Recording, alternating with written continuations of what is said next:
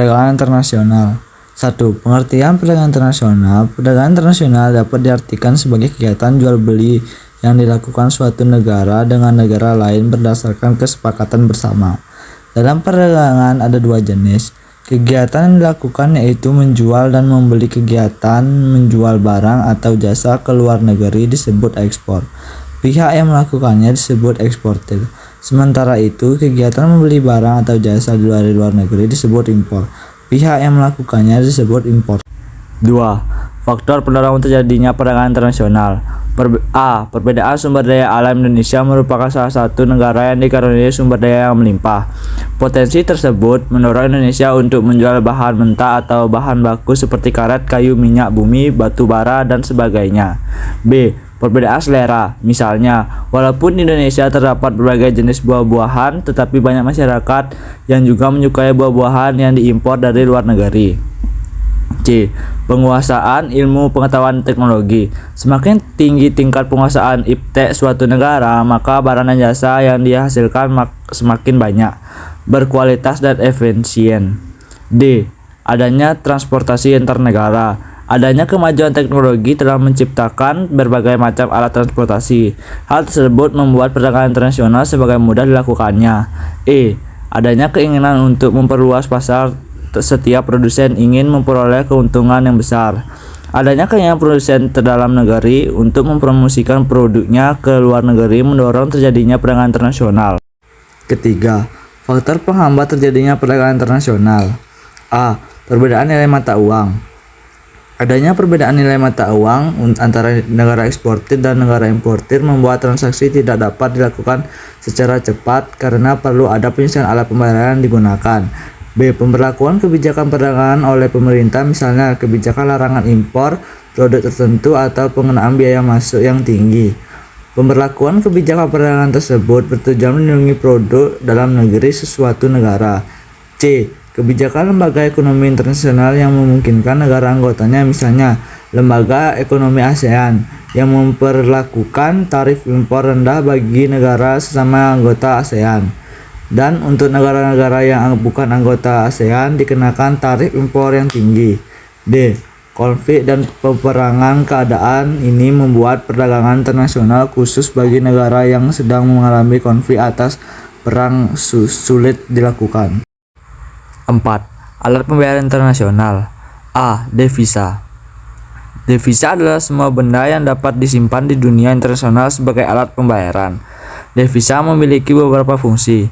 1. Sebagai alat pembayaran internasional. 2. Sebagai alat pembiayaan hubungan luar negeri. 3. Sebagai alat pembayaran utang luar negeri. B.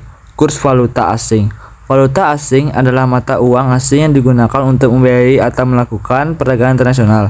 Valuta sangat berperan penting dalam perdagangan internasional karena digunakan untuk membandingkan harga seluruh barang jasa yang dihasilkan oleh berbagai negara. Ada dua macam kurs. Yang pertama, ada kurs jual, adalah harga yang diberikan oleh bank kepada kita untuk membeli mata uang asing.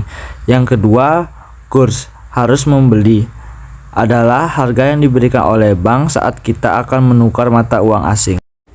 5. Cara pembayaran internasional. Ada beberapa cara untuk mempermudah proses pembayaran, yaitu A. Pembayaran di muka. Sistem pembayaran yang dilakukan importir dengan cara melakukan pembayaran terlebih dahulu sebelum barang dikirim oleh eksportir. B. Pembayaran kemudian. Sistem pembayaran yang dilakukan setelah importir menerima barang dari eksportir. Konsinyasi. Pengiriman barang-barang ekspor yang bersifat titipan untuk dipasarkan oleh importer dengan kesepakatan harga tertentu. D.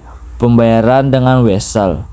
Wesel atau surat utang bank merupakan dokumen yang memuat pengakuan bank untuk membayar sejumlah uang yang tertera di atas wesel tersebut.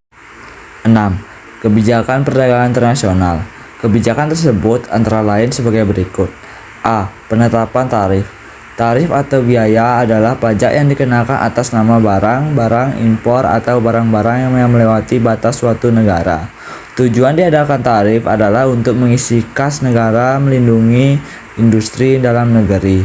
B. Kuota impor. Kuota impor merupakan suatu kebijakan untuk membatasi sejumlah barang impor yang masuk ke dalam negeri.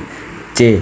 Larangan ekspor dan impor. Larangan ekspor merupakan kebijakan pemerintah yang melarang barang dan jasa dijual keluar melewati batas negara karena alasan-alasan.